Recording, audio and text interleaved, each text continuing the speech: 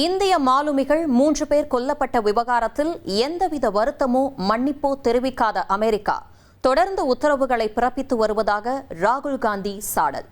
மாலுமிகள் உயிரிழப்பில் மௌனம் காக்கும் பிரதமர் மோடி அமெரிக்காவின் உத்தரவுகளுக்கு அடிபணிவதாகவும் விமர்சனம்.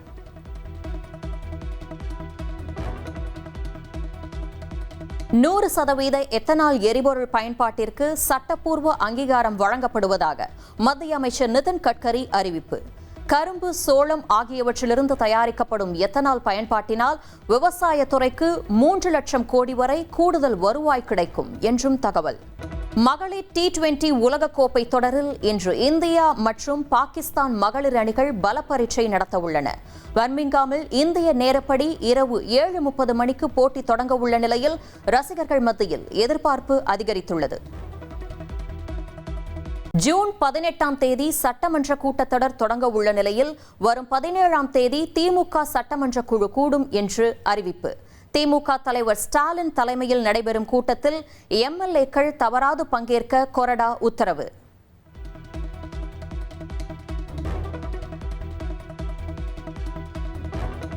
நிர்வாகிகள் கொத்து கொத்தாக வெளியேறுவதால் அதிமுக சீட்டுக்கட்டு போல் சரிந்து வருவதாக முன்னாள் அமைச்சர் CV சண்முகம் தெரிவித்துள்ளார். அதிமுகவின் தொடர் தோல்விகளை அனைவரும் உணர்ந்துள்ள நிலையில் EPS மட்டும் அதனை ஏற்க மறுத்து சர்வாதிகாரி போல் செயல்படுவதாகவும் அவர் குற்றம் சாட்டியுள்ளார். நிர்வாகிகள், தொண்டர்கள் கொத்து கொத்தாக விலகிக் கொண்டிருக்கிறார்கள். சீட்டுக்கட்டு போல் இன்றைக்கு அதிமுக சரிந்து கொண்டிருக்கிறது. ஆனால் எதையுமே தெரியாததை போல பூனை கண்ணை மூடிக்கொண்டால் இருண்டு விட்டது என்றது போல இன்றைக்கு சிலர் செயல்பட்டுக் கொண்டிருக்கிறார்கள். அதிமுக ஒரு குடும்பத்தின் பிடியில் செல்வதாகவும் எடப்பாடி பழனிசாமி கனவுலகில் இருந்து வெளியே வர வேண்டும் என்றும் CV சண்முகம் விமர்சனம். பொதுக்குழுவை கூட்டவில்லை என்றால் மேற்கு வங்கத்தில் மம்தாவுக்கு ஏற்பட்ட நிலையை சந்திக்க நேரிடும் என்றும் எச்சரிக்கை. நிலைமை என்ன பார்த்தீங்கல்ல, உங்க நிலைமை என்ன ஆயிருக்கும்? 2 நாள் அன்றைக்கு சரியா இருந்தது. உங்க நிலைமை என்ன? நிலைமை இன்னும் ஒன்றும் மாறல. கனவு உலகத்தில் இருக்காதீங்க, வெளியில வாங்க, உண்மையை உணருங்க, உணர்ந்து செயல்படுங்க, இந்த இயக்கத்தை காப்பாத்துங்க.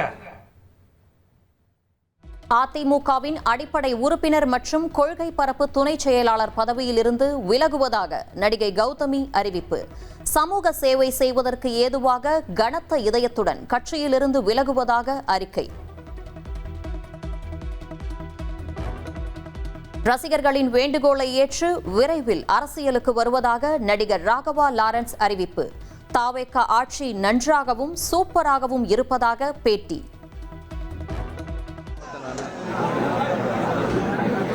சின்ன பசங்கள்லேருந்து வயசானவங்க வரைக்கும் எல்லாரும் அவ்வளோ அன்போடு வாங்க, நீங்கள் வராமல் வேறு யார் வர்றது? ஒரு சிலர்லாம் பார்த்தீங்கன்னா யூத் பசங்கள்லாம் திட்டுறாங்க, நம்மள என்னென்ன யோசனை பண்ணிக்கிறீங்க, வாங்கினேன் அப்படின்றாங்க. நான் ஒரு முடிவு எடுத்திருக்கேன். அதை இன்னும் கூடிய சீக்கிரத்தில் என் எல்லா ரசிகரையும் கூப்பிட்டு எங்கள் அம்மாவை அந்த ஸ்டேஜில் உட்கார வச்சு அந்த நல்ல முடிவை சொல்லலான் இருக்கேன். தமிழக மீனவர் இயக்கத்தைச் சேர்ந்த 800க்கும் மேற்பட்ட மீனவர்கள் திமுகவில் இணைந்தனர். அண்ணா அறிவாலயத்தில் நடைபெற்ற நிகழ்ச்சியில் திமுகவில் இணைந்தவர்களை கட்சியின் தலைவர் ஸ்டாலின் வரவேற்றார். ஈரானுடனான வரலாற்று சிறப்புமிக்க அமைதி ஒப்பந்தம் இன்று கையெழுத்தாக உள்ளதாக அமெரிக்க அதிபர் டிரம்ப் அறிவிப்பு. ஒப்பந்தம் கையெழுத்தானதும் ஹார்முஸ் நீரிணை உடனடியாக அனைவருக்கும் திறந்துவிடப்படும் என்றும் உறுதி.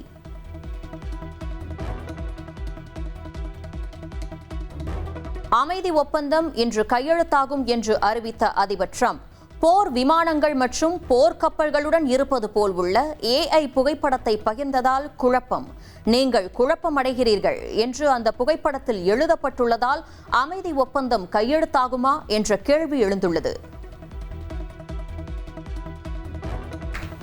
வாகன ரேடார் மற்றும் V2X தொழில்நுட்பத்திற்கான ரேடியோ அலைவரிசை உரிம தேவைகளை மத்திய அரசு ரத்து செய்துள்ளது. விபத்துகளை தடுக்கும் ADAS மற்றும் ஆட்டோமேட்டிக் பிரேக்கிங் போன்ற உலகத்தரம் வாய்ந்த பாதுகாப்பு தொழில்நுட்பங்கள் இனி சாதாரண கார்களிலும் குறைந்த விலையில் அறிமுகப்படுத்தப்படும் என்று எதிர்பார்ப்பு.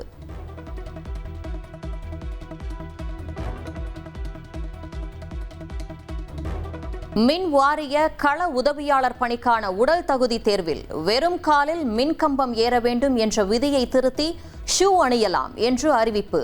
8 நிமிடங்களில் 30 அடி மின்கம்பத்தில் ஏறி இறங்க வேண்டும் என்றும் நிபந்தனை விதிப்பு.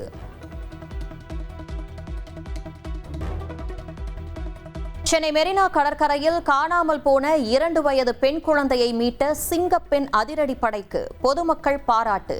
காவல் நிலையம் அழைத்துச் செல்லப்பட்ட குழந்தை பின்னர் பெற்றோரிடம் ஒப்படைப்பு.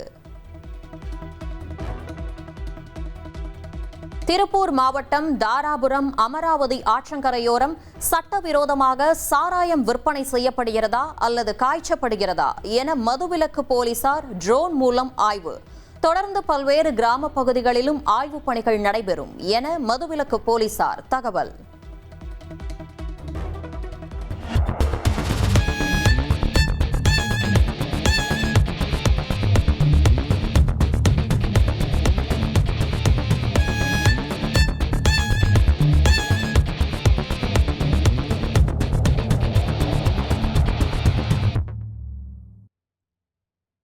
சென்னையில் ஆவின் பச்சை நிற பால் பாக்கெட் தட்டுப்பாடின்றி விநியோகம். 2 நாட்களுக்கு பின்னர் பச்சை நிற பால் பாக்கெட் கிடைப்பதாக பொதுமக்கள் பேட்டி. நேற்று கொஞ்சம் பற்றாக்குறையாக இருந்தது, இங்கே இல்லை. அப்புறம் 2-3 கடையில் போய் தேடி பார்த்தோம். ஒரு கடையில் தான் இருந்தது. இப்போ நார்மலாகிடுச்சு. இன்னைக்கு நார்மலாக ஓகே. இப்போ 2 நாளாக என்ன பண்ணீங்க? கிடைக்காதனால பச்சை நான் வாங்கிட்டேன், வெளியில் போயிட்டு வாங்கிட்டேன். ஐசோ இதில் ஜாம்பஜாரில் ஒரு இடத்துல இருக்குது, வாங்கிட்டேன். ஓசூர் அருகே பாகலூர் வழியாக செல்லும் தென்பெண்ணை ஆற்றில் 70 வயது மூதாட்டி தவறி விழுந்ததால் பரபரப்பு. ஆர்ப்பரித்து சென்ற நீரில் உயிரை பணயம் வைத்து இறங்கிய தீயணைப்புத் துறையினர் நீண்ட நேரம் போராடி மூதாட்டியை பத்திரமாக மீட்டனர்.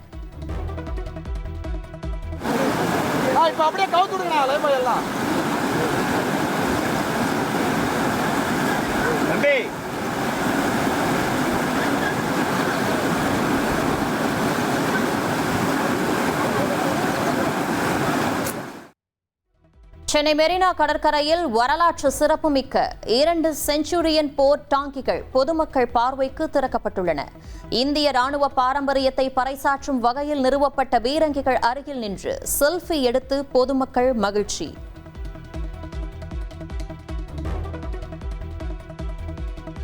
மேற்கு தொடர்ச்சி மலைப்பகுதிகளில் பெய்து வரும் கனமழையின் காரணமாக நெல்லை மாவட்டம் மணிமுத்தாறு அருவியில் ஆர்ப்பரிக்கும் தண்ணீர். பாதுகாப்பு கருதி அருவியில் குளிக்க சுற்றுலா பயணிகளுக்கு தொடர்ந்து 11வது நாளாக தடை விதிப்பு.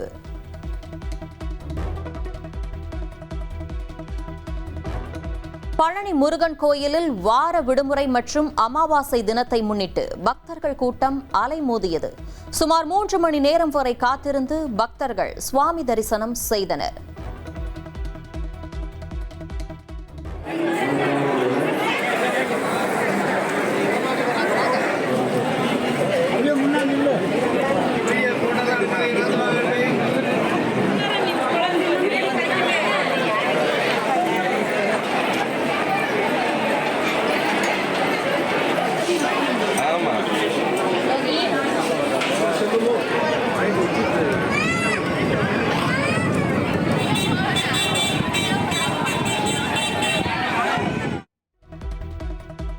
சிவகங்கை மாவட்டம் மானாமதுரையில் பெட்ரோல் பங்கில் எரிபொருள் நிரப்பிய 30க்கும் மேற்பட்ட வாகனங்கள் நடுவழியில் பழுதாகி நின்றதாக குற்றச்சாட்டு. பாதிக்கப்பட்ட வாகன ஓட்டிகள் பெட்ரோல் நிலையத்திற்கு சென்று வாக்குவாதத்தில் ஈடுபட்டதால் பரபரப்பு. வைகாசி மாத அமாவாசையொட்டி ராமேஸ்வரம் அக்னி தீர்த்த கடற்கரையில் ஆயிரக்கணக்கான பக்தர்கள் குவிந்தனர். கடலில் புனித நீராடி தங்களது முன்னோர்களுக்கு தர்ப்பணம் கொடுத்து ராமநாத சுவாமி கோயிலில் நீண்ட வரிசையில் காத்திருந்து வழிபாடு. திருப்பத்தூர் மாவட்டம் கொட்டாவூர் அருகே நர்சிங் மட்டும் படித்துவிட்டு ஆங்கில மருத்துவம் பார்த்த முதியவர் கைது. சுகாதாரத்துறை அதிகாரிகள் கிளினிக்கிற்கு சீல் வைத்த நிலையில் முதியவரை காவல் நிலையம் அழைத்துச் சென்று விசாரணை. பேர் என்ன? ஃபார்மசி படிச்சுட்டு எப்படி வைத்தியம் பார்க்குறேன் சார்?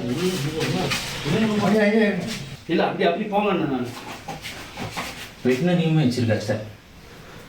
என்ன படிச்சுக்கிறீங்க? நான் ஃபார்மசி சார். எங்கே படிச்சீங்க? கோயம்புத்தூர்ல சார். இதில் எது வெட்டினரி எது? வார விடுமுறையை முன்னிட்டு திருவண்ணாமலை அண்ணாமலையார் கோயிலில் பக்தர்கள் குவிந்து வருகின்றனர். பொது தரிசனம் மற்றும் கட்டண தரிசன வழிகளில் பக்தர்கள் 4 மணி நேரம் காத்திருந்து சுவாமி தரிசனம் செய்கின்றனர்.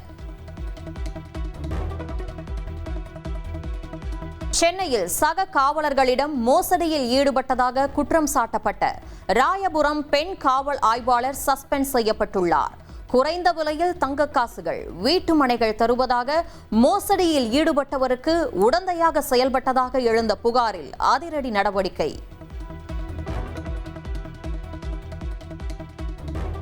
சேலம் மாவட்டம் வாழப்பாடி அருகே நள்ளிரவில் அரசு பேருந்தும் லாரியும் மோதி கோர விபத்து. பேருந்தின் முன்பகுதி அப்பளம் போல் நொறுங்கிய நிலையில் ஓட்டுநர் உட்பட 11 பேர் பலத்த காயங்களுடன் மீட்பு.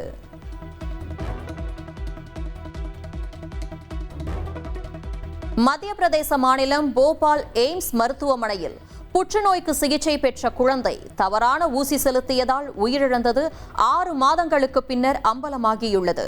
அலட்சியமாக செயல்பட்ட 2 செவிலியர்கள் மீது போலீசார் வழக்கு பதிவு செய்து விசாரணை. பீகார் மாநிலம் பாடலிபுத்ராவில் ரயில்கள் தாமதமாக இயக்கப்பட்டதாக கூறி பயணிகள் கல்வீச்சு தாக்குதலில் ஈடுபட்டதால் பரபரப்பு. காவல்துறை பணியிடங்களுக்கான தேர்வுக்கு செல்வதற்காக போராட்டத்தில் ஈடுபட்டவர்களை போலீசார் தடியடி நடத்தி கலைத்ததால் ரயில் நிலையம் போர்க்களம் போல் காட்சி. அயோத்தி ராமர் கோயிலில் உண்டியல் காணிக்கை திருடப்படுவதாக எழுந்த புகார் குறித்து விசாரிக்க சிறப்பு விசாரணை குழு அமைப்பு. ராமர் கோயில் அறக்கட்டளை கோரிக்கையை ஏற்று உத்தரப்பிரதேச மாநில அரசு நடவடிக்கை.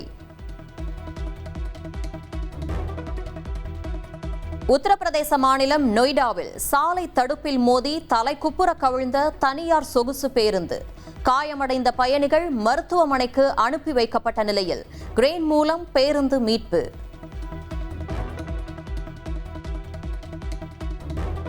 துபாயிலிருந்து குஜராத் மாநிலம் அகமதாபாத் வந்த இண்டிகோ விமானத்தின் கழிவறையில் உள்ள ஸ்பீக்கர் பாக்ஸிற்குள் மறைத்து வைக்கப்பட்டிருந்த 4.5 கோடி ரூபாய் மதிப்புள்ள தங்க கட்டிகள் பறிமுதல். கருப்பு நிற டேப்பால் சுற்றப்பட்டு கைவிடப்பட்ட நிலையில் இருந்த 2 கிலோ 800 கிராம் எடையுள்ள தங்கத்தை கைப்பற்றி சுங்கத்துறை அதிகாரிகள் தீவிர விசாரணை.